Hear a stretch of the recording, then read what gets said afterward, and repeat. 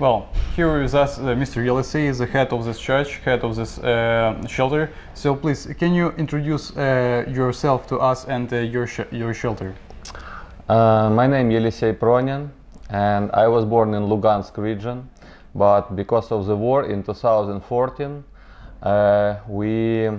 our region was occupied and we moved here in Lviv region, and we planted new church here, and we worked as a church until February 2022, when the war started again. And because of the war, we got many refugees. I don't know total number, it might be more than 7 million people, but we had many refugees in Lviv because they were moving to Europe and they needed place to stay somewhere, and we opened doors of our church building and we set mattresses and beds, and we turned our church building into shelter, and for this time we accepted almost 5,000 refugees from the war zone. That's shortly our story. So, but you started to place the refugees here since the first war, since 2014? Yes. Yes. So, and how many people were placed here since? In 2014, we had several refugees camps at the eastern part of Ukraine. But later we moved here in 2015 and we started church. And in 2022, we turned our church building into shelter for refugees. So your shelter and you was included to our project, Bread for Peace. So can you tell us some expressions maybe you have about this project? Yeah, I have only positive expressions and my heart full of gratitude, and I'm thankful for all people who are participating in this project from Italy and from Ukraine, because that's really needed.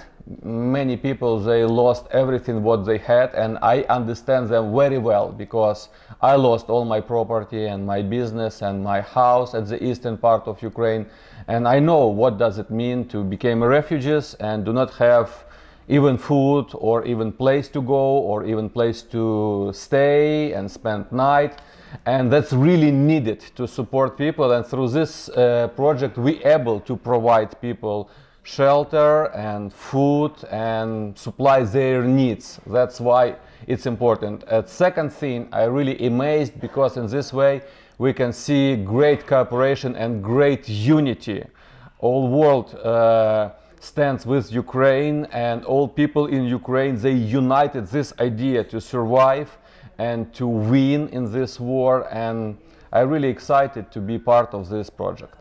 So you was recommended to us by our Italian friends, so can you tell us a story, how do you get contact with them? How? I try do not be too religious, but in this case or answering for this question, it's difficult to say. I think it's God's guidance or God's providence, because we met actually ourselves by accident. They just were looking for partners and they got some information about our shelter, and Marco just decided to visit us immediately, and it was really spontaneous visit. And we met each other, we started talk, and we organized him a tour around our places, and we just told and shared our stories, how we do service for all these people. And he was impressed, and he decided just bring us into this project. And that's why I think it's just God's thing, it just happened as a miracle.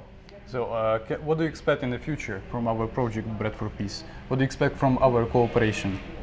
Of course, my expectation to continue our partnership, and my expectation to make our partnership deeper and wider, and we have many ideas for this, because refugees, their first needs, they need a place to stay and they need food or they need some medicine, but later they are facing different needs and we need to develop programs to supply these needs. For example, they need to be employed, they need to find job, and we are thinking about opportunity to organize cooperation to provide them opportunity work and organize small cafe or small lumber business or small maybe farm business or something like that. And we really want to be faithful partners in this partnership, and in the future we really want to see our partnership go deeper and wider.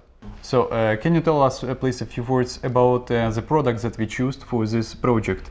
What do your people say about these products? Does these products better their nutrition, and what do you think about? About project, again, I truly amazed because I did not expect such a high quality products. It's really, I mean, that's top. And when I tasted that, I was really amazed and surprised, because for refugees, usually organizations, they can donate something not really good quality or maybe expired dates or something like that. But in this situation, we are getting really nice, the best quality. It's like Kraft cheese, and it's sausages, and it's juices, and it's really good quality. And I really amazed and surprised that we are ministering people not by providing them something what we don't need, but we providing them something the best, I would say. And that's why I'm so thankful for participation and thankful for this attitude for these people. Thank you. Thank you. You're welcome. God bless you.